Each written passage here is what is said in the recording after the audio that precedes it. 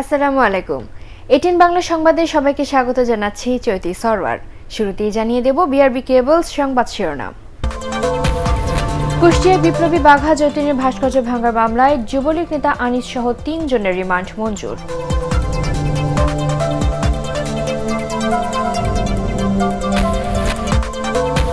Major হাফিজের বিষয়ে এখনো কোনো সিদ্ধান্ত নেয়নি বিএনপি। অবিলম্বে নির্বাচন কমিশনের অপসারণ দাবি মির্জা ফখরুলের।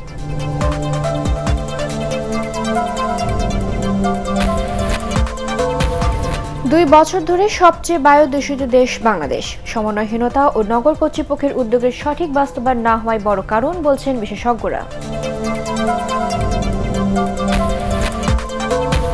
এবং তীব্র শীত আর হিমেল হাওয়ায় বিপর্যস্ত সারা দেশ।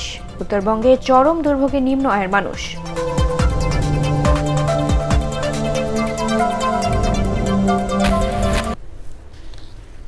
শুনছিলেন বিআরবি কেবলস সংবাদ শিরোনাম। এবারে বিস্তারিত সংবাদ। কুষ্টিয়ার কুমারখালীতে ব্রিটিশ বিরোধী আন্দোলনের পুরোধা বিপ্লবী বাঘা যতীনের ভাস্কর্য ভাঙার মামলায় যুবলীগ নেতা আনিসুর রহমান আনিস সহ ৩ জনের ৩ দিনের রিমান্ড মঞ্জুর করেছে আদালত। দুপুরে তাদের ৭ দিনের রিমান্ড চেয়ে আদালতে হাজির করেন মামলার তদন্ত কর্মকর্তা রাকিব হাসান। শুনানি শেষে তাদের ৩ দিনের রিমান্ড দেন কুষ্টিয়ার chief judicial magistrate Selina Khatun. Jubo League নেতা আনিস ছাড়াও আসামিদের মধ্যে রয়েছেন তার সহযোগী সবুজ হোসেন এবং হৃদয় আহমেদ। বৃহস্পতিবার রাতে কুমারখালীর কয়া মহাবিদ্যালয়ের সামনে বাঘা যতীনের ভাস্কর্য ভেঙে ফেলে দুর্বৃত্তরা। পরদিন এ ঘটনায় জড়িত অভিযোগে যুবলীগ নেতা আনিস সহ ৩ জনকে গ্রেফতার করে পুলিশ। রাষ্ট্রপক্ষের আইনজীবী জয়দেব কুমার বিশ্বাস জানান, রিমান্ডের মাধ্যমে এই ঘটনার মূল হোতাদের চিহ্নিত করে দৃষ্টান্তমূলক বিচারের আওতায় আনা সম্ভব হবে। এই রিমান্ডের মধ্য দিয়ে আমরা মনে করি এই ঘটনার পরিকল্পনাকারী এবং এই ঘটনার প্রকৃত আরো যারা পলাতক আসামি তাদেরকে গ্রেফতার করতে সক্ষম হবে এবং এটার মধ্য দিয়ে এই পরিকল্পিতভাবে যারা ভাস্কর্য ভাঙচুরের অপচেষ্টা করছে তাদের বিচারের কাঠগড়ায় আনার মধ্য দিয়ে এটার একটা অবসান হবে। ২ বছর ধরে বিশ্বের সবচেয়ে বায়ু দূষিত দেশ বাংলাদেশ।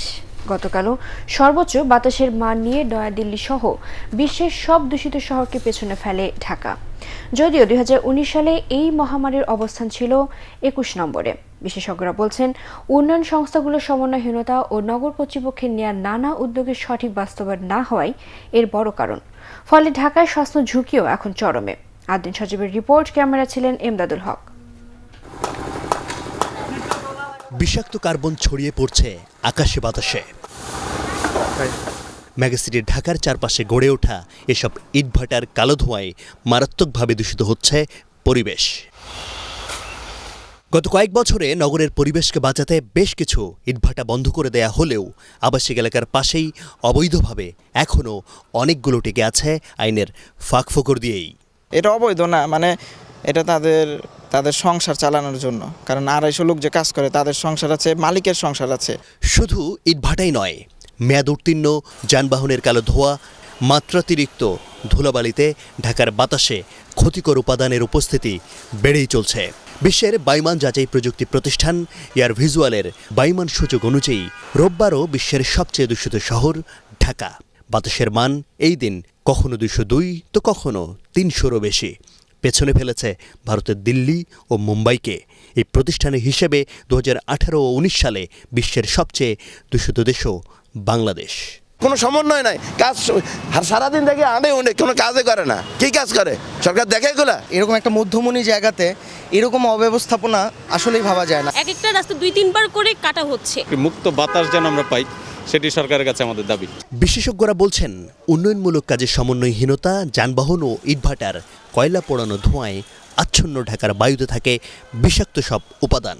পরিবেশ দূষণের কারণে আমাদের যে গড় আয়ু কমে যাচ্ছে। বাতাসে PM2.5 পরিমাণ যদি 25 মাইক্রোগ্রাম পার মিটার কিউব থাকতো তখন আমরা বলতাম যে না, এটা একটা ভালো আমাদের বাতাসটা, কিন্তু এই মুহূর্তে হয়তো আছে 200 মাইক্রোগ্রাম পার মিটার কিউব, তার মানে কি 8 গুণ বেশি। বিষাক্ত বায়ুর এই শহরে স্বাস্থ্য ঝুঁকিও বেড়েছে বছর যত গড়িয়েছে। চাইল্ডহুড অ্যাজমা, ব্রঙ্কিওলাইটিস, দীর্ঘমেয়াদী কাশি, নিউমোনিয়া এসব নিয়ে তো আসি। অ্যাজমার কথা বলি, সেগুলো ট্রিগার ফ্যাক্টর হিসেবে একটা ডাস্ট। আগামী 4-5 বছর পরে পরিস্থিতি ভালো হচ্ছে। বাংলাদেশে কোনো ইটের ভাড়া থাকবে না, রাজনীতির পরিবর্তে আমরা ব্লক ব্যবহার করব। 2025-এর মধ্যে আমরা একটা ভালো অর্জন করব আশা করতেছি। বায়ু দূষণ নিরসনে উন্নয়ন কাজের এলাকায় 48 ঘন্টার মধ্যে 2 বার পানি ছেটাতে নগর কর্তৃপক্ষকে উচ্চ আদালত নির্দেশ দিলেও তার বাস্তবায়ন নেই সেভাবে। তাই বিশেষজ্ঞরা মনে করেন ঢাকায় যেসব অঞ্চলে উন্নয়নমূলক কর্মকাণ্ড হচ্ছে একই সঙ্গে ইটভাটাগুলোকে আধুনিকায়নের মাধ্যমে যথাযথ ব্যবস্থা না নিলে ঢাকা শহরে মানুষের বেঁচে থাকাই কঠিন হয়ে যাবে। আদ্দিন সজীব, এটিএন বাংলা, ঢাকা। একাদশ জাতীয় সংসদ নির্বাচনের দ্বিতীয় বর্ষপূর্তি উপলক্ষে আগামী 30 ডিসেম্বর সারা দেশে বিক্ষোভ সমাবেশ ডেকেছে বিএনপি। চেয়ারপারসনের গুলশান কার্যালয়ে সংবাদ সম্মেলনে দলের মহাসচিব মির্জা ফখরুল ইসলাম আলমগীর এই কর্মসূচি ঘোষণা করেন। মেজর হাফিজের বিষয়ে এখনও কোনো সিদ্ধান্ত হয়নি বলে জানান তিনি। মইনুল আহসানের রিপোর্ট। সীমান্তে বিএসএফের হাতে নিরীহ বাংলাদেশি হত্যার প্রতিবাদে দেশব্যাপী কর্মসূচির অংশ হিসেবে কালো পতাকা উড়ানো হয় চেয়ারপারসনের গুলশান কার্যালয়ে। কালো পোশাক ও ব্যাচ পরে সংবাদ সম্মেলনে আসেন বিএনপি মহাসচিব মির্জা ফখরুল ইসলাম আলমগীর। তিনি বলেন, সম্প্রতি নরেন্দ্র মোদী ও শেখ হাসিনার বৈঠকে বাংলাদেশের কোনো অর্জন না থাকায় দেশবাসী হতাশ হয়েছে। যে ভারতের সঙ্গে আমাদের বন্ধুত্ব সর্বোচ্চ পর্যায়ে, আমরা খুব আশ্বস্ত হই, ভালো কথা, এবং এটা আমাদের জনগণকে নিরাপদ বোধ করার একটা সুযোগ সৃষ্টি করে দেয়। কিন্তু ভারতের সঙ্গে বন্ধুত্ব প্রমাণ করব কি করে? প্রমাণ কি যে ভারতের সমস্ত যে চাহিদা সেগুলো মেটাবো, আর আমার যে সমস্যাগুলো সেই সমস্যাগুলো একটাও আমার মিটবে না। নির্বাচন কমিশনের অনিয়ম তদন্তে রাষ্ট্রপতিকে সুপ্রিম জুডিশিয়াল কাউন্সিল গঠনের আহ্বান জানিয়ে 42 বিশিষ্ট ব্যক্তির চিঠি নিয়েও কথা বলেন বিএনপি মহাসচিব। ধন্যবাদ এবং কৃতজ্ঞতা জানাতে চাই যে এতদিন পরে তারা জনগণের যে মূল কথা, সেই কথাটা তারা নিয়ে এসছেন। তাদের যে দায়িত্ব আছে সেই দায়িত্বটা তারা পালন করেছেন। এবং আমি মনে করি যে এটাকে সমগ্র যে বুদ্ধিজীবী শ্রেণী যারা আছেন তাদের সকলের এই বিষয়টাকে সমর্থন করতে হবে। It's not for BNP, not for any political party. এটা দেশের জন্য, জাতির জন্য এটা প্রয়োজন। যে একটা নির্বাচন কমিশন তারা চুরি করে, তারা টাকা চুরি করে। প্রশ্নের জবাবে মির্জা ফখরুল বলেন, দলের ভাইস চেয়ারম্যান মেজর হাফিজের কারণ দর্শানোর নোটিশের জবাব পর্যালোচনা হচ্ছে।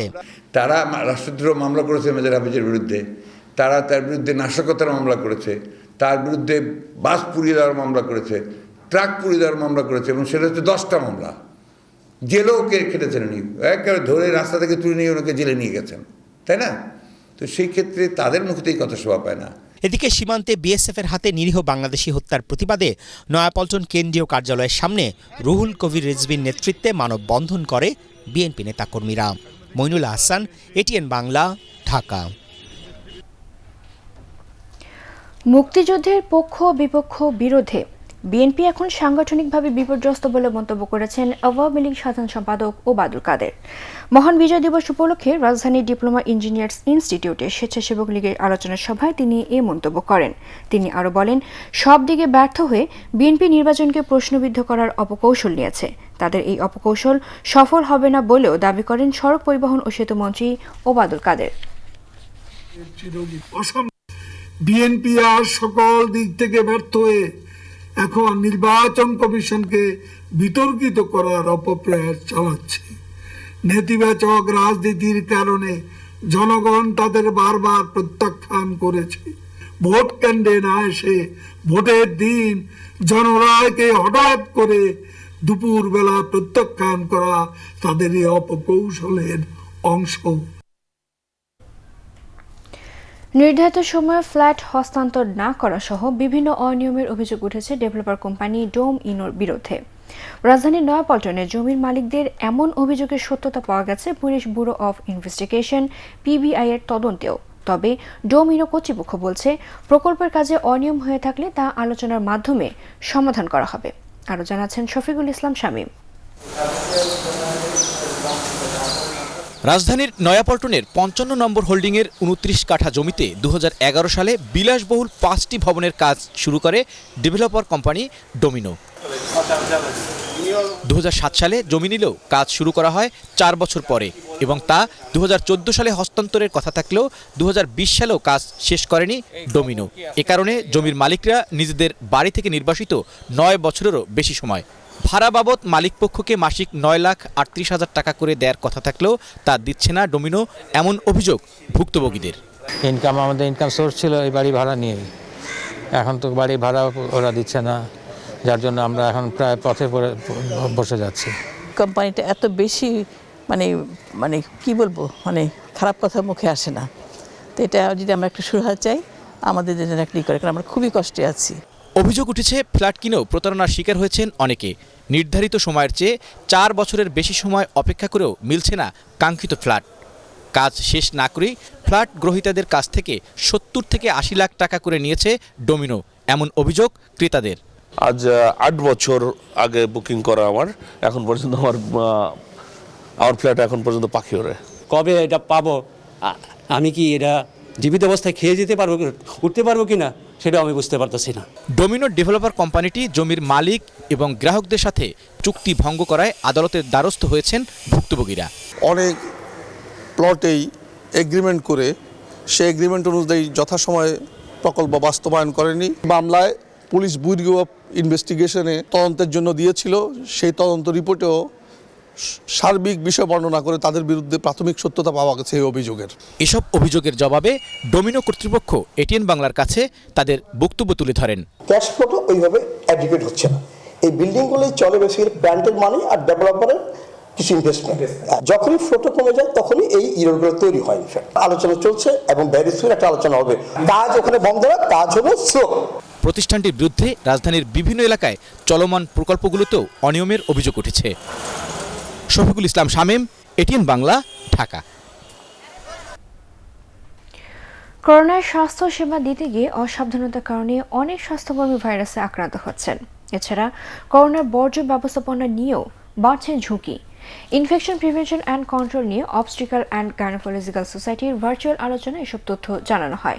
আলোচনায় সাবেক স্বাস্থ্যমন্ত্রী ডক্টর আফামা রুহুল হক বলেন, স্বাস্থ্য ব্যবস্থাপনা দুর্বলতা কাটাতে সবাইকে একসাথে কাজ করতে হবে।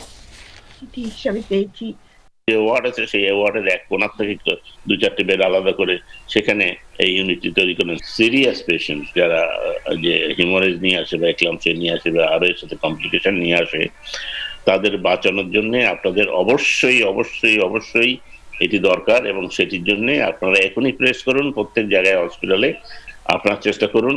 এখন যেহেতু সুবিধা আছে আপনারা নিজেরা করতে পারেন, সুতরাং সেই দিক থেকে করাটা খুব জরুরি বলে আমি মনে করি।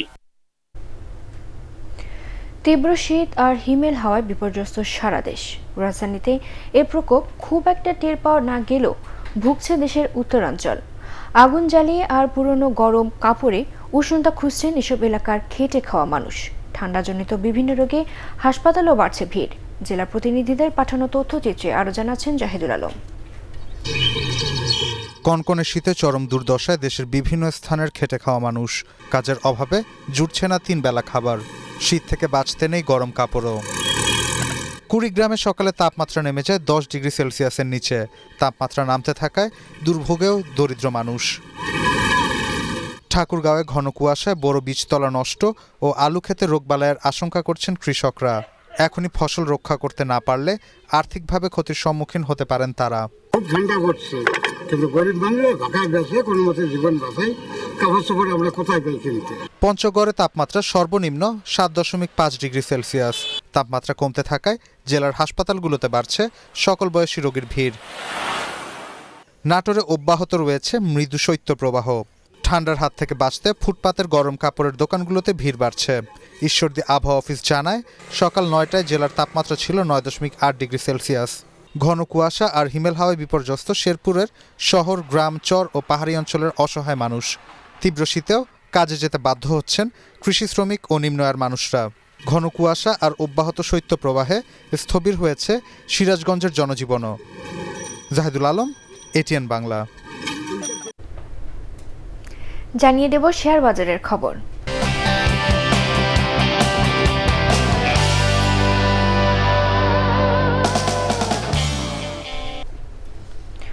ক্রিস্টাল ইন্স্যুরেন্স লিমিটেডের শেয়ার লেনদেন আজ থেকে শুরু হয়েছে। 10 টাকা মূল্যের শেয়ারটি ডিএসইতে 15 টাকায় লেনদেন শুরু হয়। প্রথম দিন থেকে সার্কিট ব্রেকার চালু থাকায় আইপিওর অফার মূল্যের সর্বোচ্চ 50% পর্যন্ত বাড়তে বা কমতে পারবে। এ কারণে দুপুর 12:31 পর্যন্ত ক্রিস্টাল ইন্স্যুরেন্সের স্ক্রিনে 4,10,57,938টি শেয়ার কেনার আবেদন থাকলেও বিক্রেতার ঘর শূন্য ছিল। এদিকে তৃতীয় প্রান্তিকে কোম্পানিটির ইপিএস হয়েছে 96 পয়সা, আগের বছর ছিল 82 পয়সা। আইপিও পরবর্তী ইপিএস হয়েছে 58 পয়সা, সম্পদ মূল্য হয়েছে 25 টাকা 79 পয়সা। আইপিও পরবর্তী এনএভি হয়েছে 19 টাকা 47 পয়সা। স্বাধীনতার 49 বছর পরও সংস্কারের অভাবে রংপুর সহ উত্তরাঞ্চলে অবহেলিত হয়ে পড়ে আছে স্বাধীনতাকামী অসংখ্য বীর শহীদদের স্মৃতি বিজড়িত বধ্যভূমিগুলো। স্থানীয়রা বলছেন এই অঞ্চলে মোট বধ্যভূমির সংখ্যা 395টি। এর মধ্যে রংপুরে 39টি, দিনাজপুরে 40, ঠাকুরগাঁওয়ে 68, পঞ্চগড়ে 21, নীলফামারীতে 54, লালমনিরহাটে 42, কুড়িগ্রামে 76 এবং গাইবান্ধায় মোট 55টি বধ্যভূমি রয়েছে। এগুলোর মধ্যে সংস্কার করা হয়েছে 180টির, বাকিগুলো পরিচর্যার অভাবে আবর্জনা স্তূপে পরিণত হয়েছে। তবে সব বধ্যভূমি সংস্কার করে বীর শহীদদের নাম ফলকের কাজ দ্রুত বাস্তবায়নের কথা জানিয়েছেন রংপুরের বিভাগীয় কমিশনার আব্দুল ওয়াহাব ভূঁইয়া। এবারে আল আরাফা ইসলামী ব্যাংক অর্থ সংবাদ।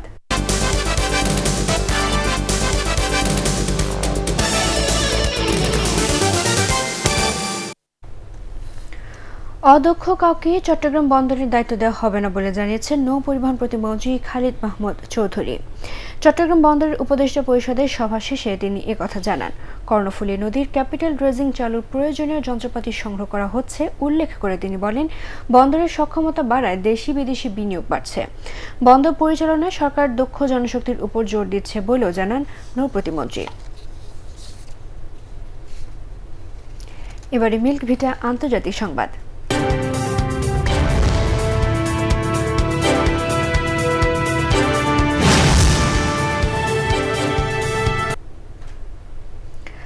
আগামী এক সপ্তাহের জন্য আন্তর্জাতিক সব ফ্লাইট বন্ধ ঘোষণা করেছে সৌদি আরব। সম্প্রতি আবারও করোনা ভাইরাসের সংক্রমণ বেড়ে যাওয়ায় দেশটির স্বাস্থ্য মন্ত্রণালয়ের নির্দেশে এই সিদ্ধান্ত নেওয়া হয়েছে।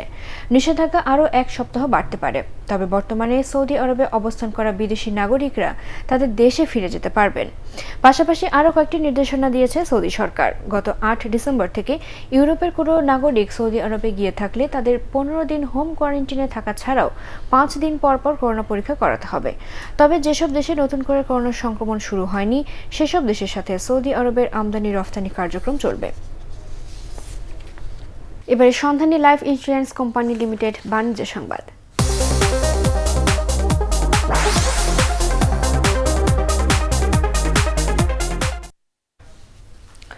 দফায় দফায় ঝড়, বৃষ্টি এবং বন্যায় ঝালকাঠিতে আমন ধানের ব্যাপক ক্ষতির আশঙ্কা দেখা দিয়েছে। কৃষকরা জানান, জেলায় এবছর 48,010 হেক্টর জমিতে আমন আবাদ করা হয়েছে, কিন্তু শুরু থেকেই দফায় দফায় ঝড়, বৃষ্টি এবং বন্যায় ফসল ক্ষতিগ্রস্ত হয়। তবে জেলা কৃষি বিভাগ বলছে, কিছু এলাকার ফসল ক্ষতিগ্রস্ত হলেও উৎপাদন লক্ষ্যমাত্রা পূরণে ঘাটতি হবে না। এবার লক্ষ্যমাত্রা নির্ধারণ করা হয়েছে 85,110 টন ধান। জানিয়ে দেব পার্টিক্স খেলার খবর।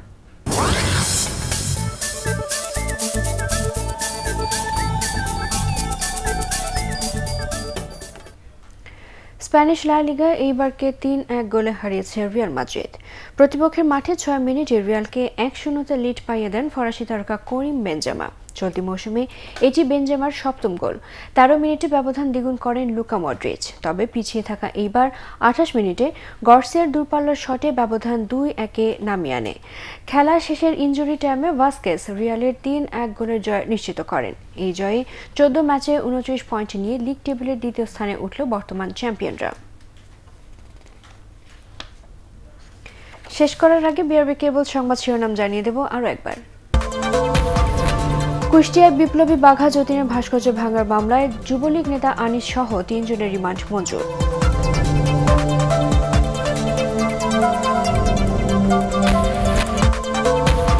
মেজর হাফিজের বিষয়ে এখনো কোনো সিদ্ধান্ত নেয়নি বিএনপি। অবিলম্বে নির্বাচন কমিশনের অপসারণ দাবি মির্জা ফখরুলের।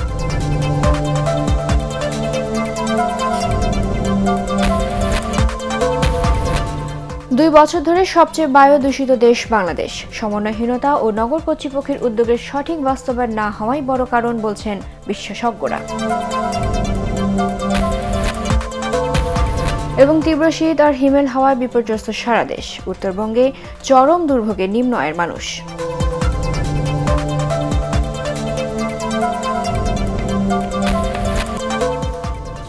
পরবর্তী সংবাদ দেখার আমন্ত্রণ জানিয়ে এখনকার মতো শেষ করছি। করোনা ভাইরাস থেকে নিজেকে সুরক্ষিত রাখতে মাস্ক পরুন এবং বারবার হাত পরিষ্কার করুন। এটিএন বাংলা সংবাদ ইউটিউবে দেখতে ব্রাউজ করুন youtube/ATN Bangla News। ধন্যবাদ সবাইকে।